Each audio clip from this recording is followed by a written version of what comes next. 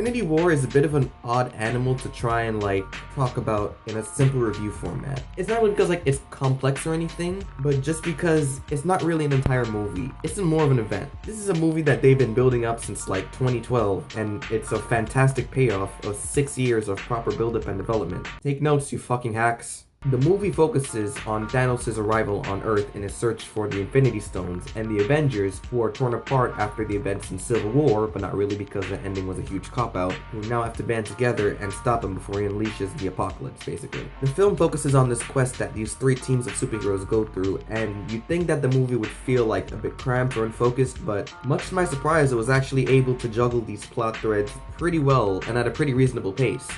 Which is also a surprise considering how like this movie is 2.5 hours long and like I barely felt it go by. The cast in this movie is solid as usual, but the standout performance and character in this has got to go to Thanos. As much as I really like the series, I'm one of those people who think that the MCU just have some like really weak villains whose motivation is just kind of like, I want to take over the world because why not? Which is why I tend to love villains like Killmonger, Zemo, and the Vulture, who are like, yeah, they're bad, but like they're sympathetic and like you can sort of see where they're coming from. And in fact, I was expecting Thanos to be one of those guys who just wanted to conquer Earth because what else can you do? But they actually managed to make him a badass and intimidating character. Seriously, Thanos does not fuck around in this movie. However, because of his ties with Gamora in the franchise, they also managed to make him really sympathetic, leading to probably the most gut-wrenching scene in the entire movie. It says a lot. He's basically about to get the Soul Stone, but Red Skull says that he has to sacrifice someone he loves to get it. Gamora thinks she's in the clear because this is Thanos. He can't love anything, but surprise, motherfucker! He actually loves her. He then proceeds to throw Gamora off the cliff and just fucking kill her. I'm like, holy shit, he just murdered his adopted daughter, like just for the Soul Stone. Like I said, he's an actual force to be reckoned with. I honestly don't think I've seen a more intimidating villain since, like, the Joker from The Dark Knight. Pretty sure that's not a nuclear take. Not to mention, like, we get a fantastic performance from Josh Brolin here, and fantastic VFX. Speaking of which, Warner Bros., for future reference, this is what a $300 million film looks like. The visuals in general for this film are actually really impressive. You get some really impressive VFX work, especially on Thanos. We get a really nice color palette compared to the director's previous works, and we actually get some really playful camera work. Like there's one scene in here where we see Nebula captured by Thanos and his children, and she's in this like tractor beam floating on her stomach, and you think that she's all in one piece, but that's like the camera sort of pans to the side, like she's in pieces. Like, I don't know, I guess I just have a soft spot for those kinds of shots. There's also another really good camera trick with the ending that I love, but honestly, the ending is just part of a whole nother video in itself. And depending on which video you click, you should be getting into that part now. Before I talk about like the batshit craziness that is this ending, I just want to talk about like easily the most disgusting thing in the movie, the deaths, because like I kind of feel like they just go hand in hand. So with Loki was somebody who I knew he was gonna die. Like by the trailer, I don't know. I just kind of knew that he was gonna die. However, I'll give him credit. I didn't think that he was gonna die like that early on into the movie. Because he dies within like the first 5 minutes, and you're like, oh, shoot, okay. Like pretty much as like he has like the knife behind him, and he just like generates it, and you're just like, oh no, yep, nope, he's gone. What's the word? It's a bit like, you can tell it's coming, but like, at the same time, it's just, oh, I didn't expect it to, you know, go on that early. When Heimdall died, I'm gonna be honest, when I first saw Thor Ragnarok, I kind of thought like he was dead. Like, I didn't know he was alive. At the beginning of this movie, like when you see like all the Asgardians like completely like on the ground dead, you're just like, wait, he didn't die? Like, you know, nothing against Idris Elba, like I don't hate the character, but it's like, I thought he was dead. And then when he died, I was like, oh,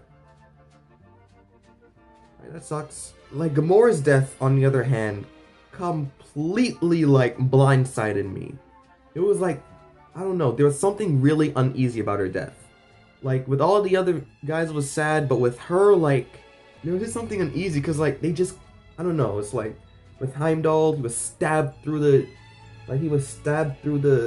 stomach with, like, a scepter, and then with Loki, like, he was kind of choked out, which was, I guess, a bit weird, but not that much. I don't know, something about Gamora, like, when she just fell off a cliff, and you just, like, you just see, like, her dead body, like, on the ground, and, like, I think there's, like, I see, like, blood coming from her nose or something.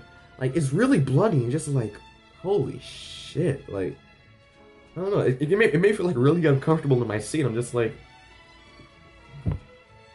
wait, you're not playing around. I get it. When Vision died, I'm gonna be honest, I completely called when Vision died, but again, the movie played around, and I was like, I didn't expect him to go out this way. You know, because like when they thought like they destroyed the gauntlet with Vision or something, and like he's dead, and I was just like, oh well, I mean, it's whatever. But then fucking Thanos decides to press reverse on the VCR, and he's like, you thought, kills Vision. I'm like, oh god. Oh, like seriously, I'm not kidding. Thanos is not to be fucked around with. He's seriously one of the best like superhero villains I can even remember. So those are all pre-ending, right? It's like that little intermission part where like he's in like that weird void with like the child Gamora, like reason like this little lake thing, and you're just like, it's just weird. It's not bad, but it's just like, the heck's going on? And then you just hear the line, Steve, and then you see Bucky disappear. Like this is literally, I was like, what the what? Like he just starts disappearing, and then like all the Wakandan soldiers like start going away, just like, what the hell? Like what's going on? What's going on? And then you get to like the camera trick that I really like, that I brought up a bit earlier.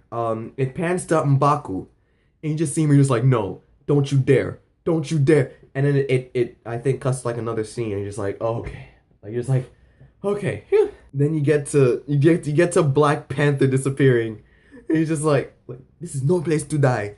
And you see him pick up Okoye, and it looks like Okoye is about to disappear. It's like, Okoye, no. And then fucking Black Panther just disintegrates. I was like, no. I was not expecting that. I love that trick. And then like Scarlet Witch disappears, and just like, oh man, I liked you too. You were great. And then Groot disappears, and just like, god damn it, not again. And then Falcon disappears, and just like, oh man. And then like all the Guardians disappear, and you're just like, oh man. Except you don't feel that bad for Star-Lord because you know what you did. Doctor Strange disappears, and I'm just like, I never really liked to. Like, so far, at this point, when Doctor Strange disappeared, like, I'm emotional, but, like, I'm not tearing up. And then, you get to fucking Spider-Man. Out of all the characters that, like, they were gonna kill off, I was like, they're definitely not gonna kill off Spider-Man. No way they're gonna kill off Spider-Man. However, then you hear, I don't feel so good, Mr. Stark. And I lose my shit. I am in the theater, like, I'm not crying, but I'm tearing up. I am horrified. I am shocked. I'm like, oh, like of course there's a part of me that knows he's gonna come back, but I'm sorry, if you don't think that Tom Holland is the best Spider-Man after that performance, you're just like in complete denial. Like, his performance, oh my god, that got to me. Where you're just like pleading with him, and he's just like, I don't want to go, I don't want to go. You just see like, you just hear him just whisper like, I'm sorry, as he just fades away.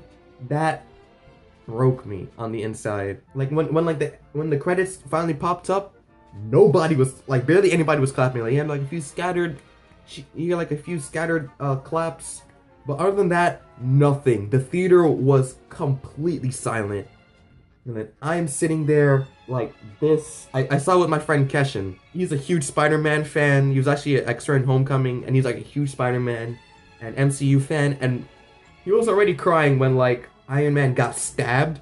However, when Spider-Man died, he just he was in a ball sobbing, and I'm just sitting there like, it's like patting him on the back. God, like this ending was just, it was fucking brutal. I don't think this is the first I've ever gotten like so emotional with the movie since maybe Logan. Nowhere near as sad as Logan, because with Logan, I straight up bawled. I was bawling in the theater. But here, like, man, it's a lot more surprising for me, at least for me, because, like, at this, again, you know these characters, you know that, like, a majority of these characters are gonna come back. But at the same time, like, that performance really sold it. Like, the characters that are probably gonna stay dead, Loki, Vision, Gamora, kind of hoping Gamora, and Heimdall. Other than that, everyone's pretty much gonna get resurrected. This ending is one for the books. The one problem that I had with the movie, and it is a legit problem, is that the dialogue was, in fact, the script in general was just really weak, especially in like the first act. Iron Man had some really weak lines, like a lot of the jokes sort of fell flat. There were some like really poorly written lines in general. And again with the humor, like it's one of the problems that I had with the humor in Guardians of the Galaxy 2, where like the jokes run on for way too long. You may have seen it in like one of the promos where Star-Lord is like imitating Thor's accent, like trying to make his voice deeper and sound like more epic, I guess. And like it doesn't work as well because like they just keep the joke running and running, and it's like, okay, God, we get it. I think like all the worst dialogue comes from Vision and Scarlet Witch. Like the dialogue between those two, I'm sorry, it was really fucking bad. Like I feel you, dude. That shouldn't be coming from a Marvel movie. That should be coming from like a Creed or like a Nickelback song. Regardless though, that surprisingly didn't hurt my enjoyment of this film that much. This is honestly like the first Avengers movie that really completely exceeded my expectations, with an excellent villain, great visuals, great action, and an ending that you will not be ready for. Like now, like with Avengers 4, or really Infinity War Part 2, like I don't think I've ever been more like excited for a Marvel movie. Not even with Civil War and not even with Black Panther. Where could they take it? You know? Like, how is all of this gonna like resolve in the end? Either way, I have confidence in one thing. Captain America is fucking toast.